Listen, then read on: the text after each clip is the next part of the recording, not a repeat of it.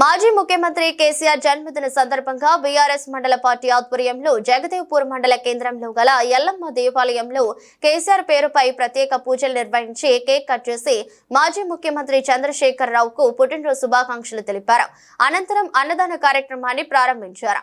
ఈ సందర్భంగా బీఆర్ఎస్ మండల పార్టీ అధ్యక్షుడు శ్రీనివాస్ గౌడ్, పీఎస్సీఎస్ చైర్మన్ ఇంద్రసేనారెడ్డి, మాజీ ఆత్మ చైర్మన్ గుండా రంగారెడ్డి, కొండపోచమ్మ, మాజీ చైర్మన్ ఉపేందర్ రెడ్డి, మాజీ సర్పంచ్ చంద్రశేఖర్ మాట్లాడుతూ 14 సంవత్సరాలు పోరాడి సాధించిన తెలంగాణను తెలిపారు.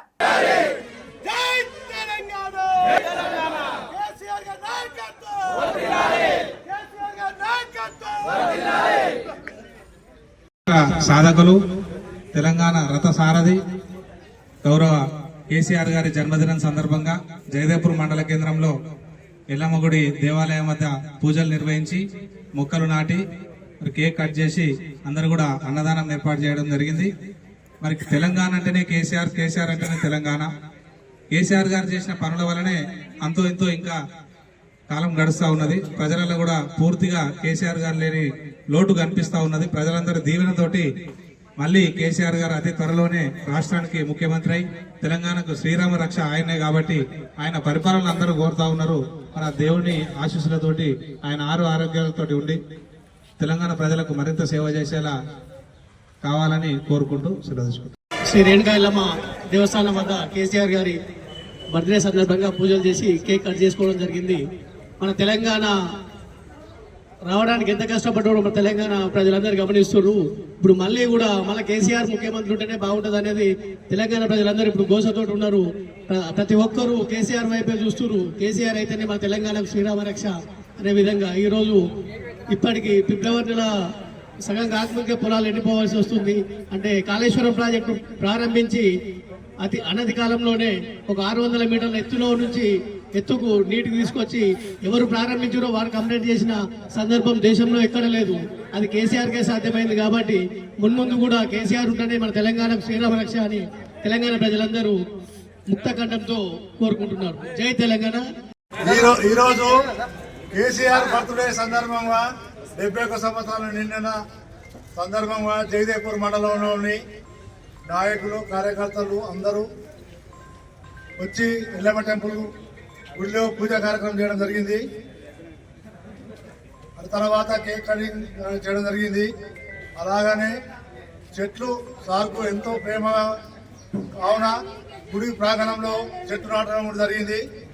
కేసీఆర్ గారు ఆరోగ్యాలతోటి మంచిగా ఉండాలని, మళ్ళీ కేసీఆరే మా ముఖ్యమంత్రి కావాలని పెద్ద ఎత్తున మండలం నుంచి వచ్చిన నాయకులందరికీ ధన్యవాదాలు తెలుపుతున్నా. కేసీఆర్ గారు రైతుల పట్ల కానీ, యువకుల పట్ల కానీ, ప్రతి వృద్ధాప్యులు కానీ, పెళ్లి అయిన పిల్లలు కానీ అందరినీ ఆదుకున్నాడు. ఈ రేవంత్ రెడ్డి అన్ని డోహాది మాటలు చెప్పి మోసం చేసి గద్దెనెక్కిడు. తొందరలే కూరడం ఖాయము. కేసీఆర్ మన ముఖ్యమంత్రి. జై తెలంగాణ. ఎల్లమ్మ దేవాలయం వద్ద మరియు మండల పార్టీ ఆధ్వర్యంలో కేసీఆర్ గారి జన్మదిన వేడుకలు జరుపుకోవడం జరుగుతుంది. మరియు ప్రత్యేక రాష్ట్రం కోసము ఎన్నో సంవత్సరాలు ఉద్యమాలు చేసినప్పటికీ రాని రాష్ట్రాన్ని సాధించి మరియు తెలంగాణ ప్రజలకు అందజేసిన మన కేసీఆర్. మరి వచ్చిన రాష్ట్రంలో కూడా ముఖ్యమంత్రి అయిన తర్వాత ఎన్నో సంక్షేమ పథకాలు కానీ ఒక వర్గానికనే కాకుండా వృద్ధులకు కానీ, యువకులకు కానీ, వ్యవసాయ రైతులకు కానీ మరి ప్రతి ఒక్క వర్గానికి న్యాయము చేకూరే విధంగా మరి ఎన్నో సంక్షేమ పథకాలు ప్రవేశపెట్టడం జరిగింది. అదేవిధంగా అన్ని మతాల వారిని కూడా సమానంగా చూసినటువంటి మన కేసీఆర్ గారు చాలా మరియు సస్యశ్యామలంగా మరి తెలంగాణను చేసుకోవడానికి ఎన్నో సంక్షేమ పథకాలు కూడా చేర్చడం జరిగింది. అదేవిధంగా మరియు రాబోయే కాలంలో కూడా మరి కేసీఆర్ గారే మళ్ళా తెలంగాణను పరిపాలించే దిశగా మరియు కార్యకర్తలు కానీ, నాయకులు కానీ అందరూ కష్టపడి మన రాష్ట్రాన్ని ఏ విధంగా గతంలో ముందు వరుసలో నిలిపించాడో, అంటే అభివృద్ధి పదంలో నడిపాడో రాబో కాలంలో కూడా అదే విధంగా చేయడానికి ప్రతి ఒక్కరు కష్టపడి మరి కేసీఆర్నే మళ్ళీ ముఖ్యమంత్రి అయ్యే దిశగా అందరూ అడుగులు వేయాలని కోరుకుంటూ మరి జన్మదినం సందర్భంగా వచ్చిన ప్రతి ఒక్క నాయకులకు, కార్యకర్తలకు అందరికీ పేరు పేరున తోటి రాష్ట్రాన్ని తెచ్చి తెచ్చిన రాష్ట్రాన్ని 10 సంవత్సరాల్లోనే భారతదేశం మొత్తం తెలంగాణ వైపు తిరిగి చూసే విధంగా అభివృద్ధి రాష్ట్రంగా తీర్చిదిద్దడంలో గాని కేసీఆర్ గారు కృషి. ఒక కాళేశ్వరం ప్రాజెక్టు ప్రపంచంలోనే అతిపెద్ద లిఫ్ట్ ఇరిగేషన్ ప్రాజెక్టును కేవలం 3 సంవత్సరాల్లో భారతదేశంలో ఏ ప్రాజెక్టు కాదు, ప్రపంచంలోనే ఏ ప్రాజెక్టు పూర్తి కాలేదు.